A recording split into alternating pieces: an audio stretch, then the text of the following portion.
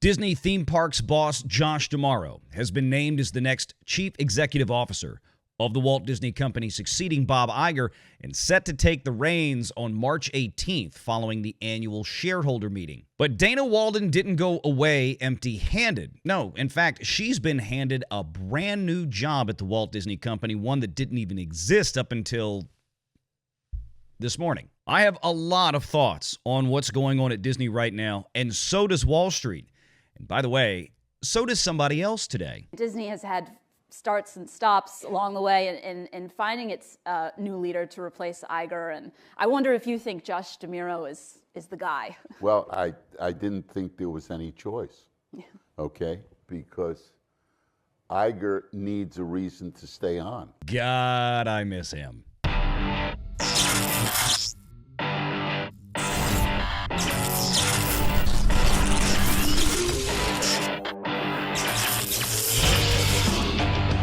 Renegade Online. Well, folks, welcome back. Another great day here at Valiant Renegade. It's good to see all of you out there once again. And if you are like one of the many watching this video not yet subscribed to this channel, please take a moment and turn that little red subscribe button to gray. Hit that like button, hit that notification bell. Share this sucker out on the social medias. And, of course, please do leave a comment before you head out the door today. Make sure to join us every Sunday and Wednesday afternoon right here for the live shows. Let's break it down. The Walt Disney Company names Josh D'Amaro, currently the head of theme parks and experiences for Disney, and Dana Walden as president and chief creative officer. Now, Josh D'Amaro stepping into a CEO role, chief executive officer, the top executive in a C-suite at any major, especially Fortune 500 company. And Dana Walden, well, president, which is one notch under CEO in a typical org chart. And this begs a few questions that we talked about just in the last couple of weeks, wondering whether or not there would be a co-CEO arrangement produced by former Morgan Stanley head guru Jim Gorman, who's now the chairman of the Walt Disney Company board. Now, I expect Jim to stay on for at least another year. I don't think Jim Gorman is going to be leaving this year at the annual shareholder meeting. I'm sure he's going to want to stay through the end of this succession process. And with Bob Iger not even really leaving until the end of this year as planned, even though Josh D'Amaro is technically going to take over the reins on March 18th at the annual shareholder meeting, which we, of course, will be covering live. Well, yeah, let's talk about this. The Walt Disney Company's board of directors voted unanimously on the moves which were announced on Tuesday and will take effect at the company's annual meeting March 18th. The board also intends to add Josh D'Amaro to the Disney board at that meeting. And that's fairly common practice in a move like this.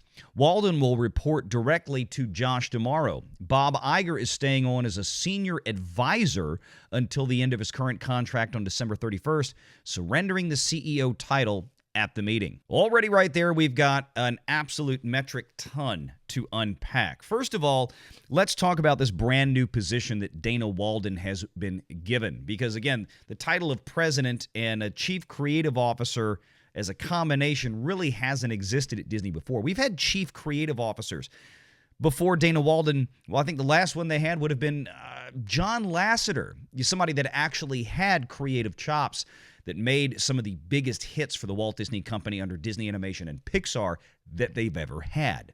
The question then becomes, does Dana Walden really have the chops to follow up in the footsteps of a John Lasseter as a creative? I would have to say decidedly no. But we have to look at why Dana Walden was given this title to begin with, and then, of course, why Josh D'Amaro was named CEO instead of her, considering especially that Jim Gorman said this: I don't like girls. Disney chair. That would be Jim Gorman, formerly of Morgan Stanley, which, by the way, I guess it's no coincidence that Morgan Stanley's own Ben Swinburne, their chief analyst for the entertainment division you always hear on the earnings calls, is also recently, just this week, been named to investor relations director for the Walt Disney Company. It's a big, happy family there. Disney Chairman Jim Gorman says the board nixed the co-CEO option rather quickly. Quote, some have worked and a lot haven't. He said the board's decision to name Josh D'Amaro sole chief executive and Dana Walden president and chief creative officer was a thorough process, but one where consideration of co-CEOs was over rather quickly. We considered everything, Jim said, because we felt this was the time that we had to get this right, and I was absolutely committed to being thorough, being open-minded, he told Deadline magazine. We considered co-CEOs, Jim said. We considered different organizational structures. We considered internal candidates. We considered external candidates. I wouldn't say that we considered co-CEOs for very long at all.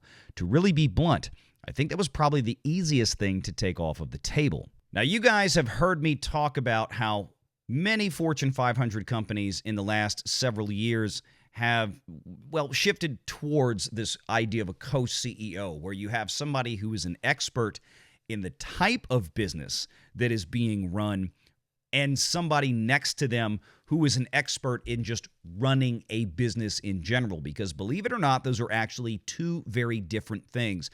For example, there's a lot of very talented and creative, say, chefs out there, but they are terrible business managers and not very good at running a restaurant, and vice versa. You might have some people that are very, very business-minded and accounting-minded that are very capable of running a business, but really don't know how to create the products or services that that business needs to deliver to customers to be successful. Netflix has co-CEOs. We talk about them all of the time. In fact, we covered the Netflix earnings call just in the last couple of weeks. So does Comcast and Oracle, but they are relatively rare. If you look at the Fortune 500, there's got to be less than 20, Jim Gorman added. Generally, it's when there's a strong executive chairman who's the founder and who's still around. Sometimes it's geographic. You have a European head and a U.S. head, for example, but they're generally pretty fraught. Some have worked. You know the ones that have worked. A lot haven't really. So why would you go down that path unless you had to? The funny thing with that statement, though, if you really read between the lines and then we go back and look at this again, well, it seems like that's exactly what Jim Gorman sort of did, does it not?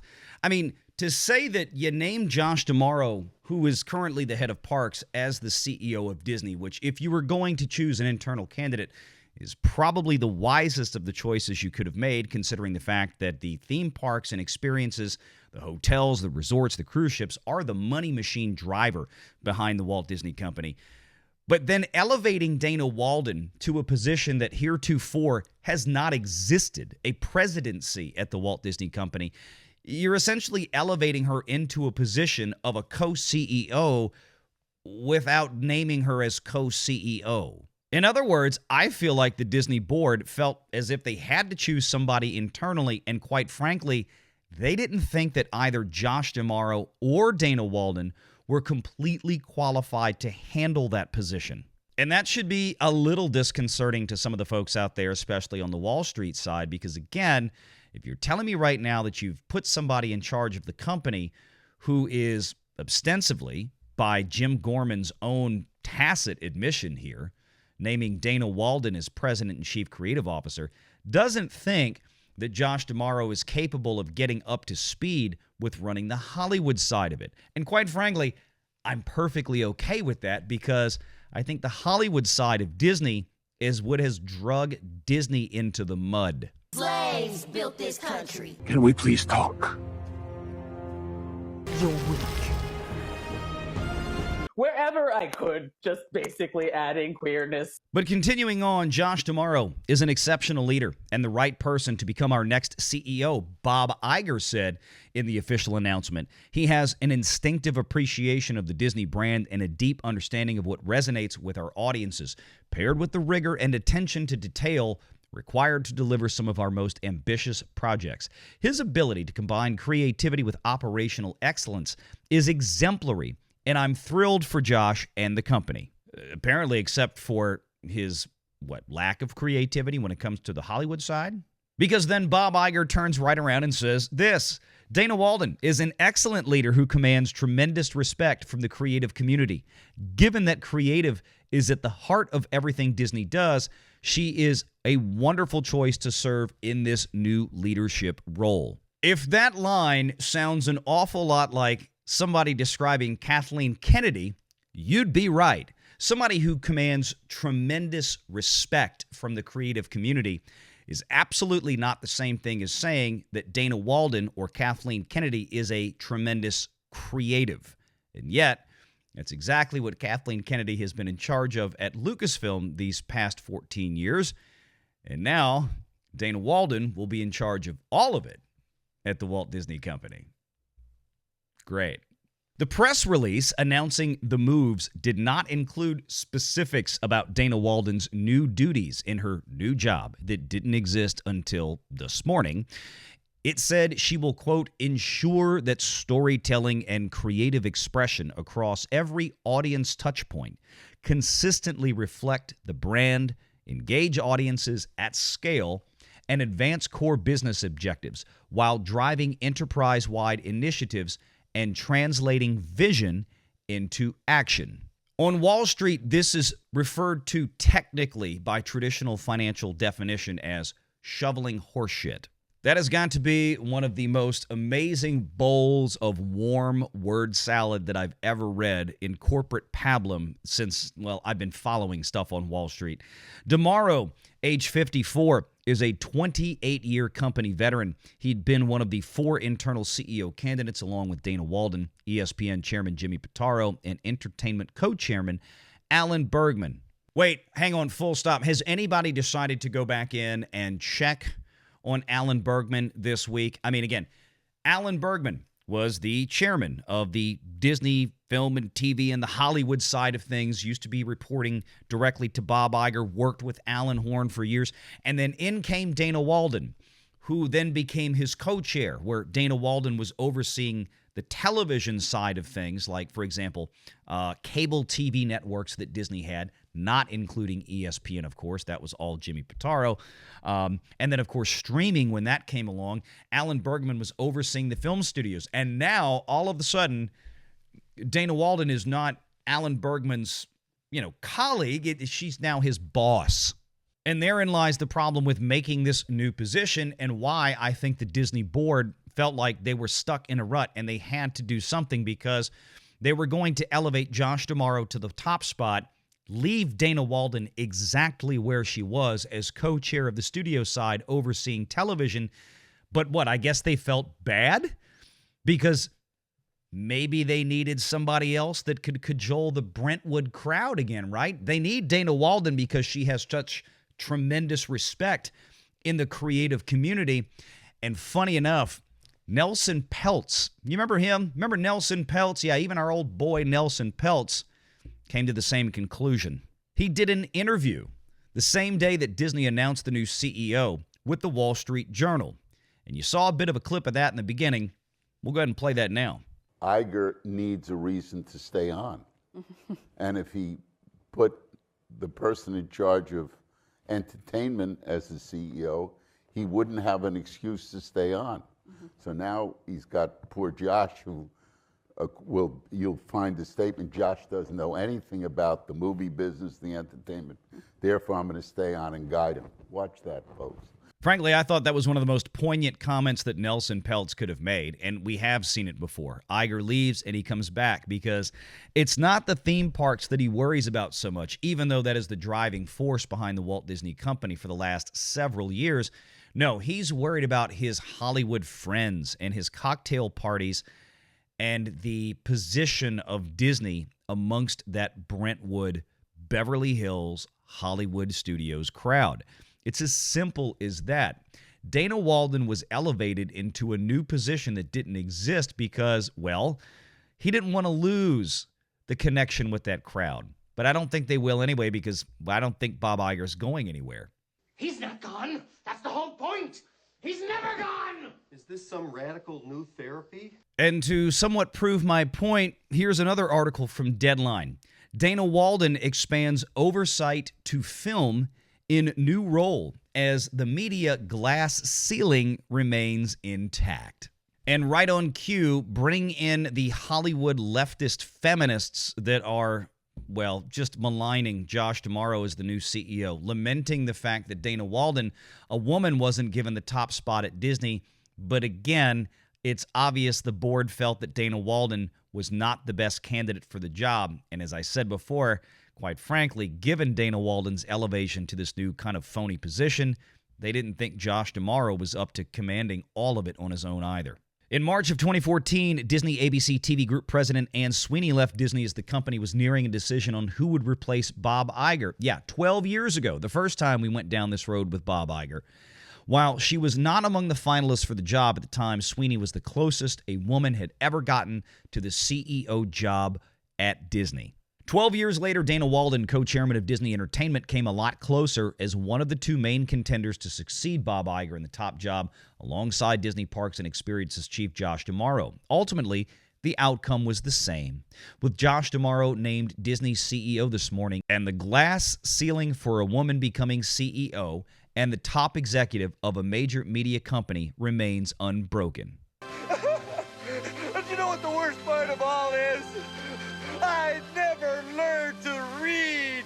In a Solomonic decision, that's a hell of a biblical reference for this, allowing Disney to keep two strong executives with different areas of expertise, something very rare in the aftermath of a CEO bake-off. Walden was named President and Chief Creative Officer, creating a new position for her in which she will oversee Disney Entertainment, both film and TV, as well as Hulu, Disney Plus, and the Walt Disney Company marketing, reporting to Josh D'Amaro. Fellow Disney Entertainment co-chairman Alan Bergman now will report to Dana Walden.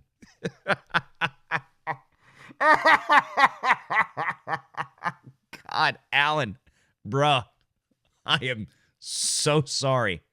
I am so sorry. Maybe you can find a job at Netflix if they're successful buying Warner Brothers. They might need you there. But at least Jimmy Pitaro at ESPN gets to remain off on his own, not worrying about either of these crazy people, who will report to D'Amaro. In an SEC filing, Josh D'Amaro's initial compensation package is valued at approximately $38 million, of course, including stock options and stock. Walden's at $24 million. Oh, man, the pay gap is real. I am honored to be named Disney's first president and chief creative officer, Dana Walden said in an Instagram post. That's why a woman can't run Disney or any other company, I guess, because the first thing they want to do is go to Instagram. I'm sorry. It's a sexist joke. I had to throw it in there. This is a dream job for me. I'm grateful to Bob Iger and the Disney board for this opportunity to build on Disney's wonderful legacy and carry our creative endeavors into the future. Dana Walden still follows in Iger's footsteps as a Disney TV executive who went on to run both film and television. It's too early to tell whether one or more of her current reports would be elevated and take on additional responsibilities with her portfolio expanding to features. Yeah, that's what we need. The same woman who decided to let Kathleen Kennedy go on ahead with things like The Acolyte and Skeleton Crew and let Marvel fart out garbage like Secret Wars and Echo and just name any other Marvel show, right? This is the same chick that oversaw all of these massive financial disasters, spending hundreds of millions of dollars on TV shows for streaming that nobody watched. Matter of fact, and you've heard me make the joke before, you could take whoever is at Netflix that was in charge of buying poop crews, make them the new creative head at Disney. At least they'll bring in an audience. Calling Dana Walden, quote, unbelievable executive, Gorman said, if you think about what is at the heart of the Walt Disney Company, it's the creativity. It's this amazing IP that's been produced over decades, going back to Walt, and the storytelling that comes from that creativity. And I think Dana, working with Josh and ensuring that the best creativity permeates all of our business, is what we wanted. That may be what he wanted. Well, wish in one hand, poop in the other. Tell me which one you feel first, Jim. Well, isn't that special? Getting back to Nelson Peltz for a moment, one of the other things that he talked about during that interview this morning with the Wall Street Journal, well, it was the fact that he had a proxy fight, of course, with the Walt Disney Company. And at the time, we sold our stock at $119. Mm-hmm. That's not quite 2 years ago. The stock was about 105 yesterday. Right. Okay, the market, if it just kept pace with the market, the stock would be a shade under 200. And Peltz is right. You could pretty much set a watch by this thing. I mean, Disney has gone consistently from about 120-something a share back down to 100 or even 80, back up and then back down, back up, back down. Those peaks and troughs are incredibly consistent in the last few years, and it's because Disney is stuck in a rut. If we go back 5 years, it's even scarier. Of course, the Walt Disney Company was over $200 at one point with the exuberance of streaming. And Nelson Peltz even talks about how Disney should be if it just performed in line with the market. And by that, I believe he's referring to the S&P 500. In the last few years since he's been doing the proxy fight, Disney should be today at about $200 a share. And yet it's still sitting right where it was. And in case you think I'm crazy, let's go back just 11 years to 2015. February of 2015, 11 years ago, Disney was at $103 a share. Let's go into 2016, around the same point, February 1st, February 8th, at $102.50 a share. Where is Disney today? At about $104. In the last 10 years, you've basically lost your ass when it comes to the Walt Disney Company, because not only has it not kept up with inflation, but it hasn't kept up with the rest of the S&P 500 even remotely.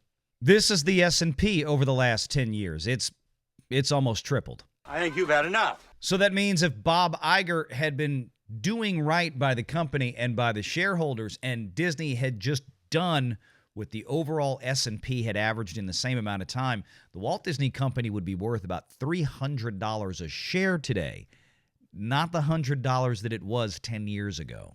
And what does Wall Street think? Not much, because the stock really didn't do anything today. And granted, I know the market had a somewhat of a down day today, falling about 1.5 points, but Disney could still buck that trend if there was a lot of exuberance for the future of the company. Wall Street tends to be a very forward-looking animal. And they greeted Disney CEO News, Josh D'Amaro, with a shrug. And shares remain consistent at 2022 levels. Well, again, it seems like they're still at 2015 levels, if you ask me. Wall Street greeted Disney CEO succession news with a shrug, and analysts generally nodding in approval of Josh D'Amaro's promotion, but not bursting into applause. The media giant's beleaguered stock, which has essentially been stuck in the mud since 2022, again, check that, since 2015, drifted down a fraction of a percentage point Tuesday to close at 103.81. On Monday, shares fell nearly 7.5% as a sharp pullback for the large-cap Dow component in the wake of disconcerting projections in the company's fiscal first quarter earnings report. And hopefully you were here watching us cover that live, because the earnings report for Disney was not very, very endearing.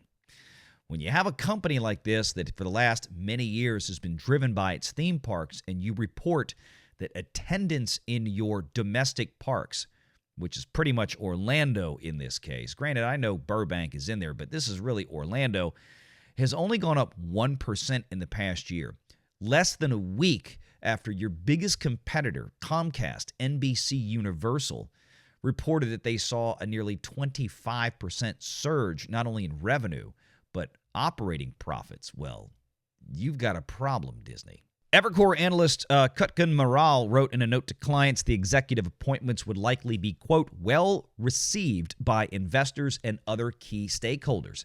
Investors, he continued, quote, will welcome the clarity after what's become a long succession process, while Bob Iger's transition away from the CEO seat comes earlier than we expected, March 18th. We think a clean handoff gives D'Amaro ample runway to set strategy and align the organization under his vision. A more cautious stance by Doug Kreutz of TD Cowen. The outcome preferences operational success over creative experience, meaning that they chose Josh D'Amaro because he has a better business head on his shoulder, and, well, they're concerned about the Hollywood aspect. Honestly, I think Wall Street needs to stop being as concerned about the Hollywood side of things for Disney. The difference between now and 6 years ago, Kreutz emphasized, is that, quote, while Josh D'Amaro lacks experience on the creative side of the business, Dana Walden's elevation directly addresses any content leadership gap, pairing D'Amaro's operational strengths with proven creative expertise.